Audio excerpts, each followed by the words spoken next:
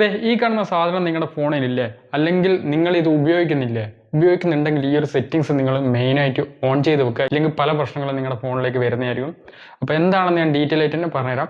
അപ്പോൾ ആദ്യമായിട്ടാണ് കാണുന്നതെങ്കിൽ പേജ് ഇപ്പോൾ തന്നെ ഫോളോ ആൻഡ് സബ്സ്ക്രൈബ്. നിങ്ങളുടെ എല്ലാ ഫ്രണ്ട്സിലേക്കും ഈ ഒരു വീഡിയോ നിങ്ങൾ മാക്സിമം ഷെയർ ചെയ്ത് കൊടുക്കുക. അപ്പോൾ എന്താണ് എങ്ങനെയാണെന്നുള്ള ഡീറ്റെയിൽ ആയിട്ട് പറഞ്ഞുതരാം. ഫസ്റ്റ് സ്ക്രീൻ റെക്കോർഡ് കൊടുക്കട്ടെ, വെയിറ്റ്. അപ്പോൾ ഞാനിത് സ്ക്രീൻ റെക്കോർഡ് ഇവിടെ കൊടുത്തിട്ടുണ്ട്.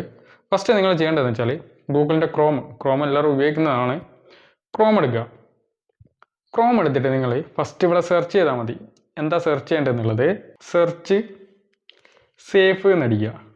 എന്നിട്ട് ജസ്റ്റ് ഒന്ന് ഗൂഗിളിൽ സെർച്ച് ചെയ്യുക. ഗൂഗിളിൽ സെർച്ച് ചെയ്ത് കഴിഞ്ഞാൽ ഇതാ ഇങ്ങനൊരു സെറ്റിങ്സ് കിട്ടും. ഇതാ കണ്ടോ, ഇങ്ങനെ വരും. അതിൽ രണ്ടാമത് കിടക്കുന്നുണ്ടോ, നിങ്ങൾ google.com your safe search settings എന്ന് പറഞ്ഞിട്ടുള്ളൊരു മെനു വന്നിട്ടുണ്ടാവും. അത് നിങ്ങൾ എടുക്കുക.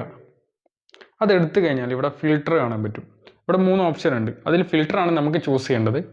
അപ്പോൾ നിങ്ങൾ ഇവിടെ ഓഫ് ഉണ്ട്, പിന്നെ ബ്ലർ ഉണ്ട്, പിന്നെ ഇത് ഫിൽറ്റർ ഉണ്ട്. അപ്പോൾ നിങ്ങൾ ജസ്റ്റ് ഈ ഫിൽറ്റർ കൊടുക്കുക.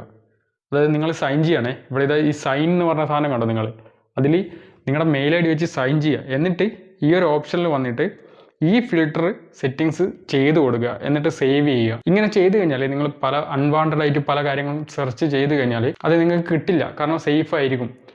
നിങ്ങളുടെ ഫോൺ ചിലപ്പോൾ കുട്ടികളുടെ കയ്യിലോ വേറെ ഏതെങ്കിലും കയ്യിലൊക്കെ കിട്ടിക്കഴിഞ്ഞാൽ ഇങ്ങനത്തെ കാര്യങ്ങളൊക്കെ സെർച്ച് ചെയ്ത് കഴിഞ്ഞാൽ അത് കിട്ടില്ല, അത് ബ്ലോക്ക് ആയിരിക്കും. നമുക്ക് സേഫ് ആയിട്ടുള്ള കാര്യങ്ങൾ കിട്ടണമെങ്കിൽ ഇത് ഈ ഒരു ഫിൽറ്ററിൽ ഇട്ടാൽ മതി. നിങ്ങൾക്ക് ഒരു തരത്തിലുള്ള കാര്യങ്ങളും ക്രോമിൽ പിന്നെ കാണിച്ചു തരില്ല. അപ്പോൾ ഈ ഒരു സെറ്റിങ്സ് എന്തായാലും ആവശ്യമുള്ള സെറ്റിങ്സ് ആണ്. പ്രത്യേകിച്ച് കുട്ടികൾക്കൊക്കെ ഫോൺ കൊടുക്കുന്നവരാണെങ്കിൽ എന്തായാലും ഇത് ഓൺ ചെയ്ത് വെക്കുക. സൈൻ ചെയ്യണം. സൈൻ ചെയ്തിട്ട് വേണം ഈ ഒരു ഫിൽറ്ററിലേക്കും അപ്ഡേറ്റ് ആക്കി കൊടുക്കുക. ഓക്കെ, അപ്പോൾ ഇപ്പോൾ തന്നെ ചെയ്തോ. എന്തെങ്കിലും ഡൗട്ടോ കാര്യങ്ങളുണ്ടോ ജസ്റ്റ് ഒന്ന് കമൻറ്റ് ചെയ്താൽ മതി. അപ്പോൾ ഓക്കെ, ബൈ.